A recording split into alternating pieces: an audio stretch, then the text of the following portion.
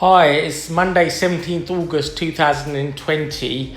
There's a new Lidl that opened in Beckton, so we went and had a look, and our microwave was looking a bit shabby. So there was a microwave there and it was $49.99, and I googled it and the same one in Argos was £80. So we decided to buy it. So basically it does what a microwave should do and it looks quite nice as well.